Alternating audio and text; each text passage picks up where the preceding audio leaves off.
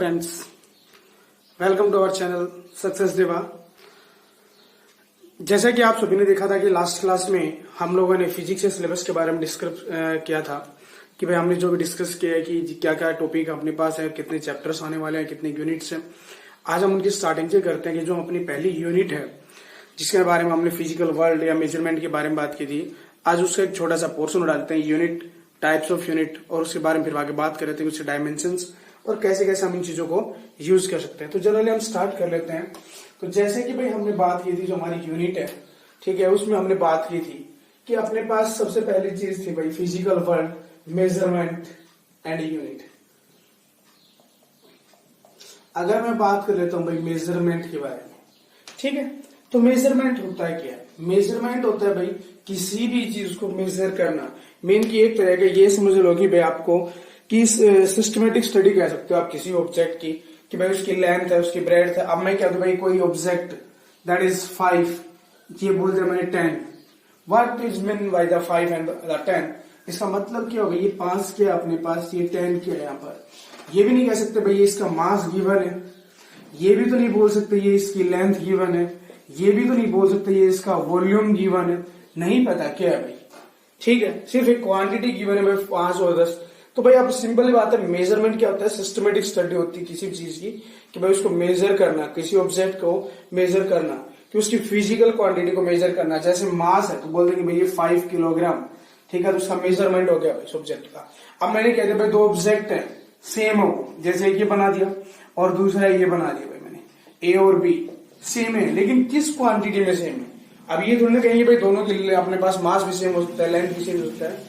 तो मेजरमेंट क्या होता है? इस तरह से आप लोग बोल सकते हो कि systematic study of the different phenomenas, different object. क्या you can say the measurement differentiate the different things. अलग अलग चीजों को, अलग अलग जो अपने मेजरमेंट्स होते हैं, अलग अलग जो भी माप होते हैं, उनको क्या करता है भाई ये डिफरेंशिएट करता है।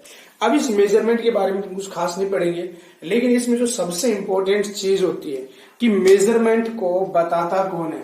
ऐसी कौन सी चीज है जो मेजरमेंट को बताती है कि हाँ भाई ये चीज इसको लेंथ को रिप्रेजेंट करता है, ये चीज उसको रिप्रेजेंट करने लग रहा है। पहले तो हम बेसिक जो मेजरमेंट्स है उनके बारे में बात करते हैं कि कौन कौन से अपने पास जो फंडामेंटल मेजरमेंट्स हैं कौन कौन से भाई, ठीक है। बाकी तो बहुत सारे मेजरमेंट्स हैं, बहुत सारे अपने पास है, लेकिन बेसिकली हम बात करेंगे फंडामेंटल्स के बारे में, ठीक है। तो जैसे उनमें अपने पास 7 आते हैं भाई, अगर हम बात करेंगे उन 7 के बारे में बात करेंगे, फिर इन 7 की यूनिट के बारे में बात करेंगे। सबसे पहली चीज होती है भाई लेंथ, फिर होता है भाई मास, आफ्टर दैट अपने पास आता है टाइम, फिर टेम्परेचर बोले हम लोग, फिर आती है भाई अपने पास current, 6 one is luminous intensity,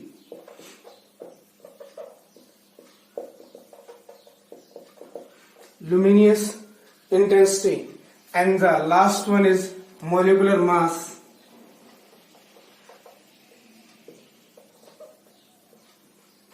ये अपने पास 7 चीजें आती हैं भाई, ठीक है।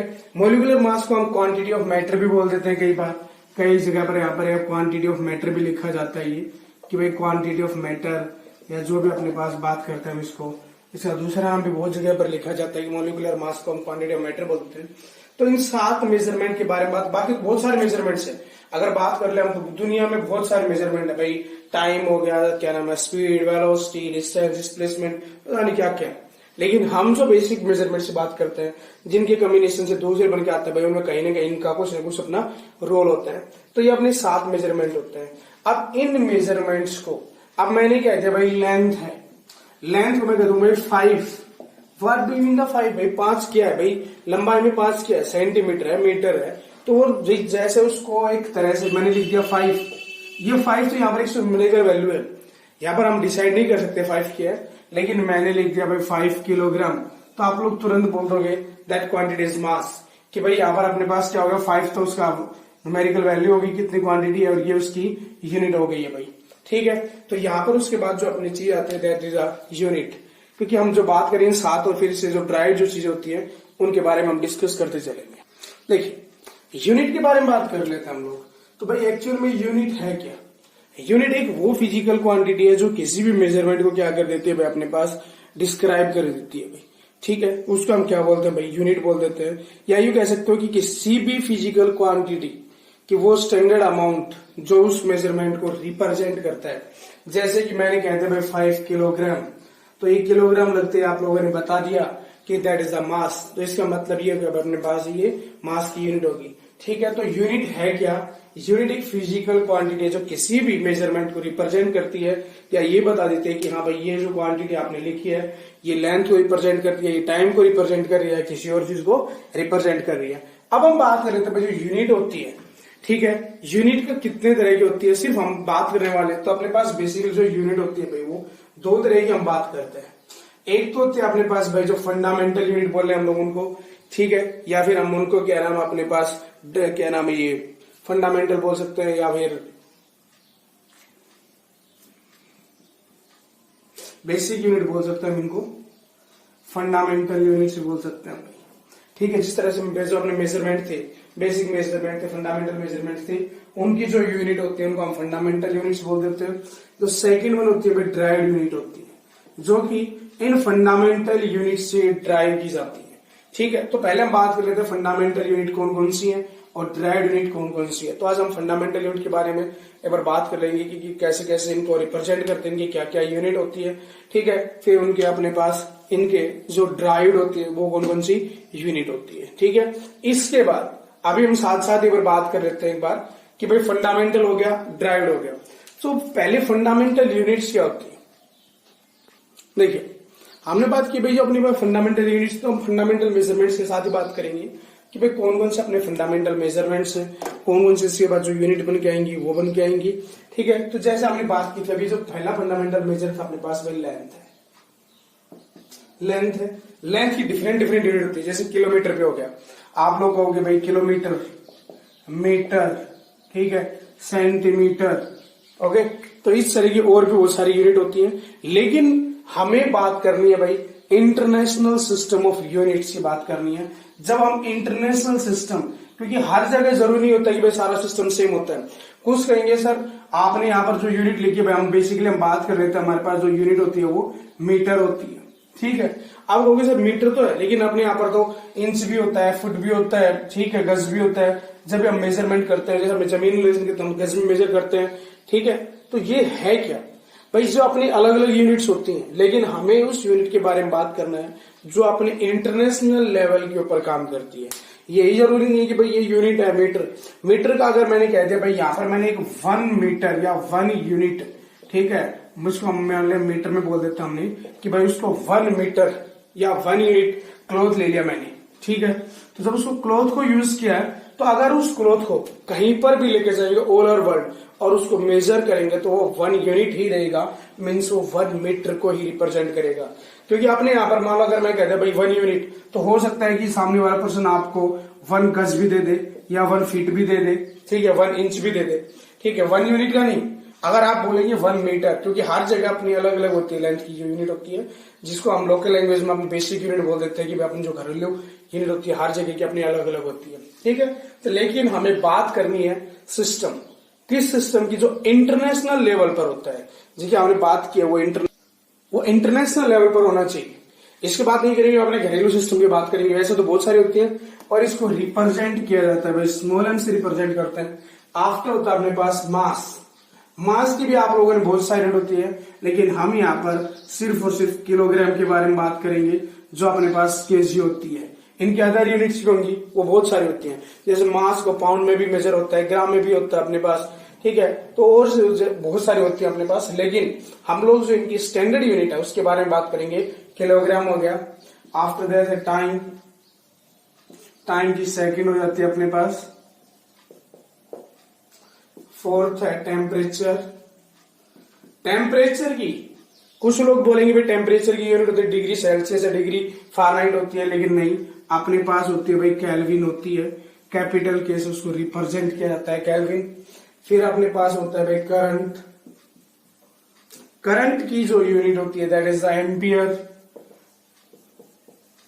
बहुत सारी और भी यूनिट होती है, लेकिन हमें जिसके बारे में बात करनी है वो सिर्फ और सिर्फ हम स्टैंडर्ड यूनिट के बारे में बात करेंगे। बाकी तो आप लोगों के पास सीजीएस, सेंटीमीटर, ग्राम, सेकंड सिस्टम भी होता है। ठीक है। After that the luminous intensity, luminous intensity, जिसकी जो लुमिनियस इंटेंसिटी है, लुमिनियस इंटेंसिटी की अपने पास होती है कैंडला होती है भाई,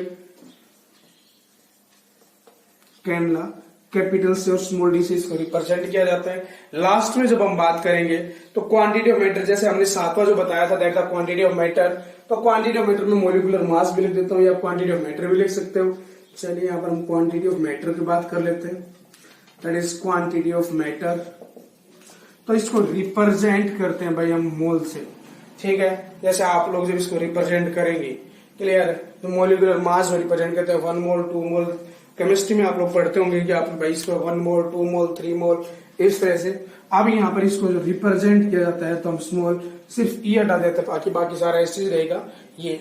तो अपने पास जो मेजरमेंट होते हैं भाई, ठीक है, ये मेजरमेंट बेसिक या फंडामेंटल मेजरमेंट्स, और उन मेजरमेंट्स की जो ये यूनिट्स होती हैं, ये सारी जितनी भी यूनिट्स के बारे में हमने यहाँ पर बात की है, these all are the fundamental units. इन सारी की सारी यूनिट्स अपने पास क्या होती हैं भाई, फंडामेंटल यूनिट्स है। ऐसा नहीं है कि भाई अपने आप में किसी से ड्राइव है, नहीं, ये सारी की सारी अपनी कैसी यूनिट है, फंडामेंटल। अब इनके कॉम्बिनेशन से और बहुत सारी यूनिट बन जाती हैं, अलग अलग यूनिट बन जाती हैं, बहुत सारी बन जाएंगी। और तो अब सीधी बात ये कि क्वेश्चन ये रह जाती है कि भाई अगर फंडामेंटल यूनिट्स को कंबाइन कर दिया जाए तो क्या बनता है। तो अगर मैं फंडामेंटल यूनिट्स को जब हम कंबाइन कर देते हैं तो उनके कॉम्बिनेशन से क्या बन के आता है अपने पास भाई, ड्राइव्ड यूनिट्स बन जाती हैं। उनके बारे में बात करते हैं। देखिए ड्राइव्ड यूनिट्स की बात कर लेते हैं। ड्राइव्ड यूनिट होती क्या है, बेसिकली वो यूनिट होती है जो 2 और मोर कॉम्बिनेशन ऑफ फंडामेंटल यूनिट्स, ठीक है, कि अपने पास जो फंडामेंटल यूनिट्स हैं उनमें 2 या 2 से अधिक के जो कॉम्बिनेशन से जितनी भी यूनिट बनती हैं, कोई भी यूनिट हो, कैसी भी यूनिट हो, जो 2 या 2 से अधिक कॉम्बिनेशन से बनती है, उनको क्या बोल देते हैं भाई हम लोग, ड्राइव्ड यूनिट्स बोल देते हैं। जैसे कि अगर मैं बात कर लेता हूं, ठीक है, मैंने बात कर ली भाई यहां पर अपने पास वेलोसिटी के बारे में। अगर मैंने बात कर ली यहां पर अपने पास वेलोसिटी के बारे में, ठीक है, वेलोसिटी, आप सभी को पता है कि वेलोसिटी का फॉर्मूला तो डिस्प्लेसमेंट अपॉन टाइम होता है। जब डिस्प्लेसमेंट अपॉन टाइम होता है उसकी यूनिट होती है भाई अपने पास मीटर पर सेकेंड, मीटर पर सेकेंड। अब ये कैसे यूनिट होगी भाई, ये ड्राइव, तो क्योंकि ड्राइव इसलिए क्योंकि भाई मीटर किसकी यूनिट है भाई, लेंथ की, और सेकेंड किसकी यूनिट अपने पास, टाइम की। तो 2 या 2 से अधिक का जो भी कॉम्बिनेशन बनकर आएगा वो हम इसे कैसे यूनिट को देंगे भाई, ड्राइव यूनिट्स को। अब इनको फंडामेंटल तो नहीं बोल सकते, ये नहीं कहेंगे भाई इसमें मीटर भी है सेकंड में दोनों फंडामेंटल है, तो फंडामेंटल, यही तो बोलती है कि भाई कॉम्बिनेशन हो रखा है यहाँ पर किस किस का, फंडामेंटल का। 2 या 2 से अधिक जितनी भी 2 यूनिट अगर एक दूसरे के साथ कंबाइन होती है तो सारी क्या गए अपने पास फंडामेंटल। जैसे मैंने बोल दिया फोर्स, फोर्स की जो यूनिट होती है जिसके बारे में हम बात कर लेते हैं that is the Newton.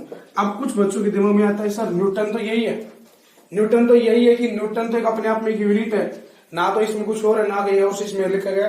Newton भाई जिस साइंटिस्ट ने इसको किया था इसे आप न्यूटन उसके नाम पर रखी गई है। एग्जैक्टली न्यूटन है क्या, दैट 1 न्यूटन अगर मैं बात कर लेता हूं दैट इज किलोग्राम मीटर पर सेकंड स्क्वायर। ये इसकी बेसिक यूनिट होती है अगर मैं बात कर लेते हैं। क्योंकि हम लोग जब इन यूनिट के बारे में जैसे जैसे आगे बढ़ते जाएंगे बहुत सारे अपने पास यूनिट्स हैं, लेकिन हम लोगों के बारे में जो बात कर रहे हैं सिर्फ मैं यहाँ पर आपको कुछ यूनिट के बारे में बात करवा देता हूँ, ठीक है। अगर आप इसके बाद जो भी यूनिट्स होंगे उनके मैं एक पीडीएफ बनाकर आपके यहाँ पर डाल देंगे, ठीक है। सो अभी तो मैं कुछ बेसिक यूनिट के बारे में बात, मतलब ये समझो कि जो अपने पास 7 फंडामेंटल यूनिट्स हैं उन 7 को छोड़ने के बाद जितनी भी रह जाती है वो सारी कैसी रह जाती है भाई अपने पास ड्राइव्ड यूनिट्स। अब बच जाती है इनमें भी 2 यूनिट ऐसी आ जाती हैं जो दिक्कत खड़ी कर देती हैं, ना तो वो ड्राइव्ड में आती हैं ना ही वो फंडामेंटल में आती हैं, ठीक है, ना तो वो ड्राइव्ड में आती है ना ही फंडामेंटल में आती है। तब उनको किस में रखा जाता है, तो भाई वो 2 यूनिट कौन सी है, इनको अलग क्यों कौन सी है, कैसे रखा जाता है वो बात करेंगे हम। तो उनको बोलते हैं भाई हम सप्लीमेंट्री यूनिट्स। अगर बात कर ले हम लोग तो ये अपने पास होता है भाई सप्लीमेंट्री यूनिट्स के बारे में। कई जगह पर इसके बाद ऑक्सिलरी यूनिट्स भी लिखा जाता है कि भाई जो अपनी ऑक्सिलरी यूनिट्स होती है उनके बारे में लिखा गया है। या कई इनको सप्लीमेंट्री यूनिट्स भी बोल देते हैं। तो जितनी भी मैंने कहा था कि 7 यूनिट को छोड़ने के बाद 2 ये बता देता हूं, मतलब इन टोटल 9 को छोड़ दो। 9 को छोड़ने के बाद हमारे पास जितनी भी यूनिट रह जाती है सारी कैसी यूनिट रहेंगी हमारे पास, ड्राइव्ड यूनिट रहेंगी। जैसे कि अभी फोर्स के बारे में बात की है, एक छोटा सा और एग्जांपल ले लेते हैं, वर्कडन। वर्कडन की अगर मैं बात करता हूं तो वर्कडन की जो यूनिट होती है हमारे पास, that one is the joule. ठीक है, सिंपली हम बोल देते हैं इसका जूल। ठीक है, या उसकी सीजीएस यूनिट जो अर्ग होते हैं उसके बारे में हम बात कर रहे हैं, लेकिन हमने कह दिया वर्क,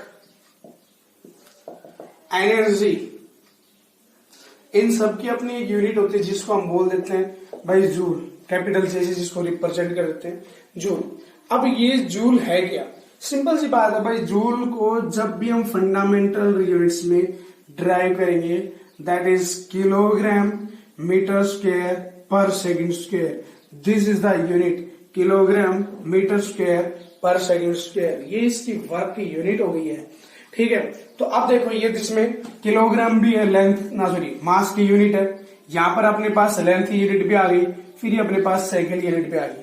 तो कॉम्बिनेशन 2 या 2 से अधिक जो भी कंबाइंड यूनिट हो जाती है वो सारी कैसे बचेंगे अपने पास भाई?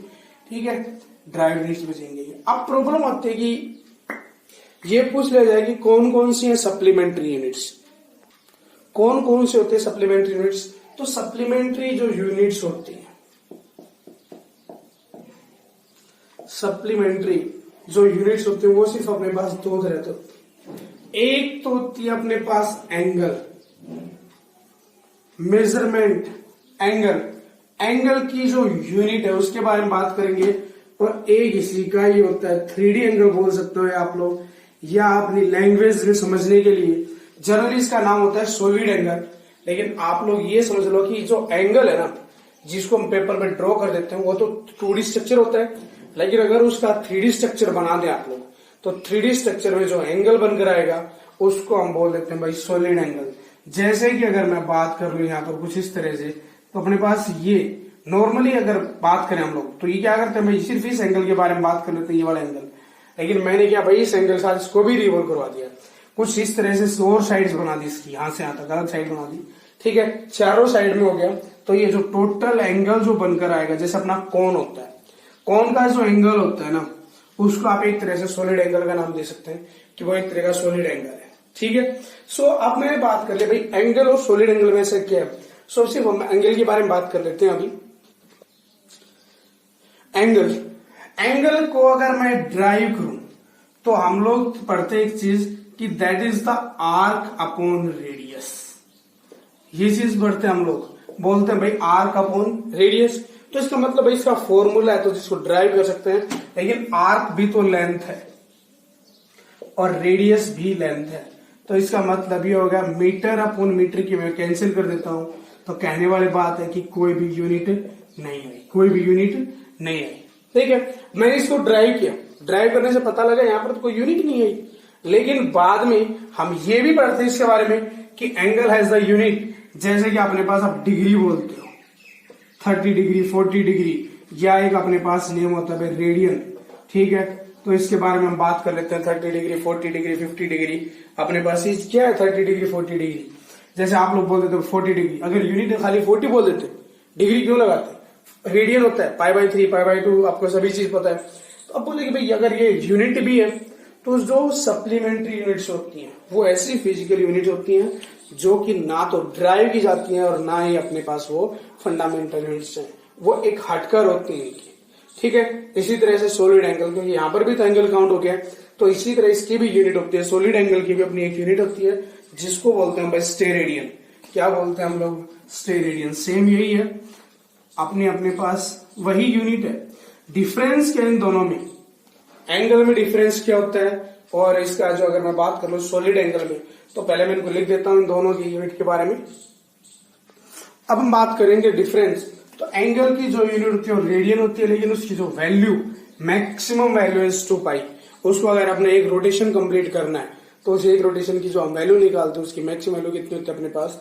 2π होती है। लेकिन जो सॉलिड एंगल होती है इसकी यूनिट होती है स्टेरेडियन और उसकी वैल्यू कितनी होती है? ये 4π। कितनी होती है भाई? ये 4π। तो यहीं पर ये डिफरेंस होता है कि सॉलिड एंगल में जो 4π वैल्यू आती है उसकी 4π रेडियन में, ठीक है। और अब प्रॉब्लम आती है कि भाई पाई रेडियन किसके बराबर होता है, तो मैं आपको बता देता हूं कि जो पाई रेडियन होता है that is equal to the 180 degree. Pi radian, अकेला पाई, जहां पर अगर कुछ इस तरह से यूज हो गया पाई, ठीक है, उसकी वैल्यू तो आप लोगों को पता होगी भाई 22 डिवाइड बाई 7। लेकिन अगर कहीं एंगल के टर्म में यूज होता है, in the terms of angle, angle के टर्म में अगर पाई यूज होता है तो इसकी यूनिट की वैल्यू कितनी होती है भाई 180 डिग्री के बराबर होती है। अभी और भी इनके यूनिट कन्वर्जन है, उनके बारे में बात करेंगे हम, ठीक है, कि भाई इनमें जो यूनिट्स होती हैं, पहले आज इसको खत्म कर लेते हैं एंगल वाली चीज को ही, कि एंगल में क्या क्या डिफरेंस आता है, क्या क्या इसमें यूनिट्स होती हैं, क्या क्या उनके रिलेशन। देखिए मैं सिर्फ एंगल के बारे में बात कर लेता हूं, दोनों के लिए एप्लीकेबल होगा ये, ठीक है। एंगल की जो डिफरेंट यूनिट्स होती है, एक तो होती है अपने पास डिग्री, जिसमें अभी हमने बात की थी, एक अपने पास होती है रेडियन, जिसकी एक होती है मिनट, एक होती है सेकंड। ये सारी, अब ये मिनट और सेकंड तो टाइम वाली भी यूनिट आ गई है, लेकिन यहाँ पर इसको हम एंगल के लिए यूज कर लेते हैं। देख लेते हैं क्या क्या होते हैं। सो मैं यहां पर लिख देता हूं कि pi radian that is equal to 180 degree. Pi radian किसके बराबर होगा 180 डिग्री के। आप यहां से ये भी कह सकते हो कि 1 radian is equal to 180 degree divide by pi, या फिर आप ये भी कह सकते हो कि 1 degree is equal to pi divide by 180 radian, ठीक है। बात ये तीनों एक ही है, मैंने इनको सिर्फ रीअरेंज कर दिया।